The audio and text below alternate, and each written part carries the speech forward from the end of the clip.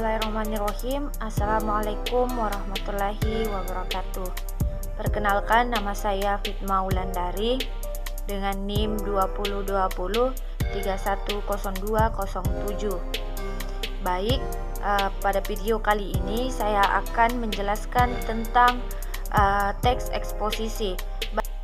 Nah, baik, penjelasan yang pertama yakni definisi dari teks eksposisi.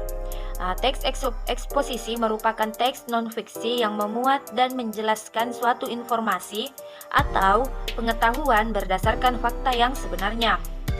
Sebuah informasi atau pengetahuan dalam teks eksposisi disampaikan secara singkat, jelas, padat, dan akurat. Dari pengertian itu, kita dapat memperoleh kata kunci teks eksposisi, yakni menjelaskan informasi. Berikut ini definisi teks eksposisi menurut para ahli.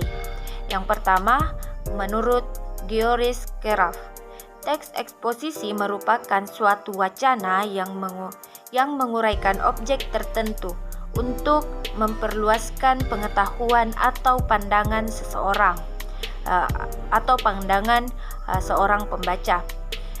Yang kedua, menurut Jose Daniel Parera, teks eksposisi merupakan suatu teks yang ditujukan untuk menyampaikan informasi dari pengarang kepada pembaca terhadap kejadian atau masalah tertentu. Ketiga, Khair al-Wasilah menjelaskan bahwa teks eksposisi merupakan teks yang memiliki tujuan untuk menjelaskan sebuah persoalan atau informasi dari penulis kepada pembaca. Kemudian menurut Machen, teks eksposisi merupakan teks yang bersifat faktual yang memuat sudut pandang tertentu secara logis. Selanjutnya, ciri-ciri dari teks eksposisi. Yang pertama, menyampaikan informasi atau pengetahuan secara singkat, jelas, padat, dan lugas berbahasa sesuai dengan ejaan atau baku. Yang kedua, informasi atau pengetahuan berdasarkan kondisi sebenarnya atau bersifat aktual. Yang ketiga, isi informasi atau pengetahuan mengandung unsur apa, siapa, di mana, kapan, mengapa, dan bagaimana. Yang keempat atau yang terakhir, teks eksposisi bersifat objektif sesuai kebenaran dan tidak memihak atau netral. Kemudian terdapat 3 struktur dari teks eksposisi. Yang pertama, pendahuluan atau tesis.